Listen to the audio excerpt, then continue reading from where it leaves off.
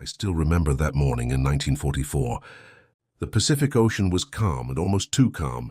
No wind, no sound, just endless blue water stretching to the horizon. Then through the mist they appeared. Great steel ships rising out of the sea, carriers, cruisers, destroyers, hundreds of them. They shined in the sun like ghosts made of iron. From my lookout post on Ulithi, I saw the impossible. A city floating in the middle of the ocean, built where there should have been nothing but coral and salt water.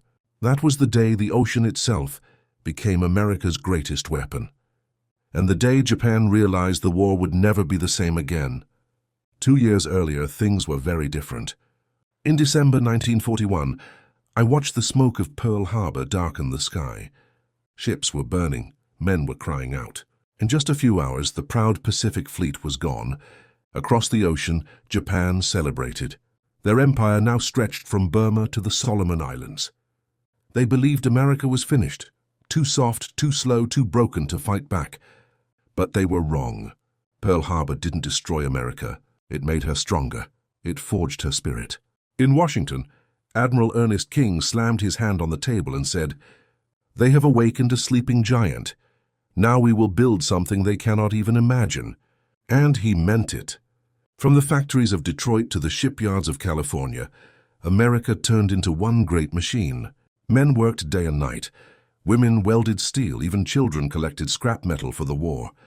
The entire nation beat with one heart, a heart that pulsed with determination and revenge. Within months, new carriers like the Hornet and Enterprise were ready to sail, ready to bring the fight back to the Pacific. In April 1942, we did the impossible.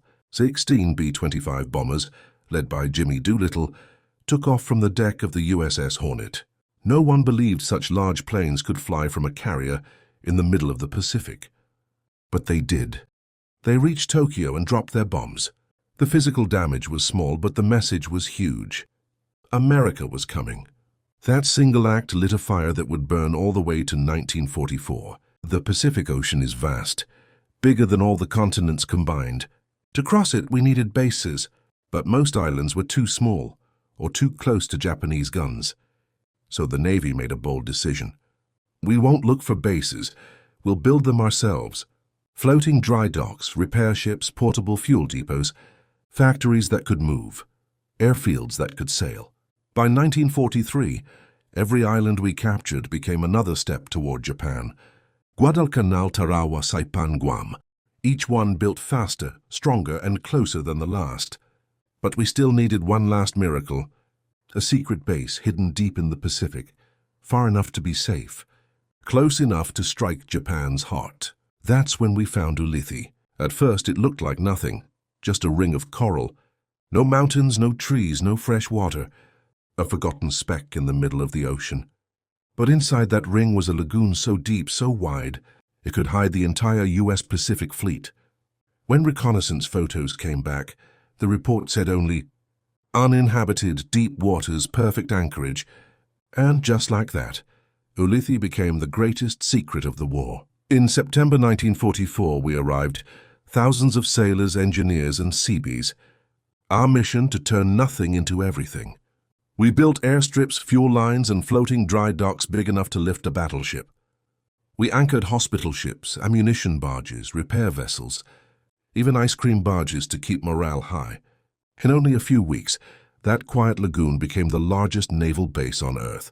700 ships at anchor, carriers, cruisers, destroyers, stretching farther than the eye could see. And the most amazing part? The Japanese never found it. Not once. To them, Ulithi didn't even exist. October 1944, the order came. Leyte Gulf. From the calm waters of Ulithi, our carriers came alive. Engines roared, decks trembled, and hundreds of aircraft filled the sky. What followed was the largest naval battle in human history. The Imperial Japanese Navy was shattered. 4 carriers sunk, 3 battleships crippled. Their Admiral Toyoda whispered words that marked the end of an era. We no longer have a fleet. And all of it, every mission, every strike, and began from the middle of nowhere. For us, Ulithi was both paradise and prison. Palm trees and white sand surrounded us, but the war was never far away. We lived in tents, repaired engines under the hot sun, and listened to the distant thunder of battle. At night, the lagoon came alive, sparks from welders, lights from ships, stars shining above. It felt like a dream made of steel. No cities, no crowds, no home. Just the heartbeat of America's war machine, echoing across the Pacific night. From Ulithi came the final attacks. Iwo Jima, Okinawa, Tokyo. Every bomb that fell, every strike that broke Japan's war industry could be traced back to that hidden base. And the Japanese never saw it. They never bombed it. They never even knew it existed until the war was over. When they finally saw the first aerial photos after surrender, one admiral simply said, "It was not a base, it was a miracle." Then it was over. The war had ended, and as quickly as it had risen, Ulithi was gone. Ships left. Docks were taken apart. The lagoon grew quiet again. Today it's only coral and wind. No monuments, no ruins, just whispers beneath the waves. Divers still find bits of metal, old anchors, and the ghosts of the men who built the impossible. When people talk about World War II, they remember Pearl Harbor, Midway, and Hiroshima. But they forget Ulithi, the miracle in the middle of nowhere. It wasn't built by famous generals or heroes. It was built by ordinary men, welders, engineers, cooks, sailors, who turned an empty lagoon into the beating heart of victory. They didn't fight for glory. They fought to come home, and in doing so, they built hope out of nothing. So if you ever doubt what people can do when they refuse to give up, remember Ulithi, because from nothing, greatness can rise. If you'd like to hear more forgotten stories of World War II, the ones that never made it into the textbooks, subscribe now and help keep these stories alive, because history isn't only about the battles we remember, it's also about the miracles we almost forgot.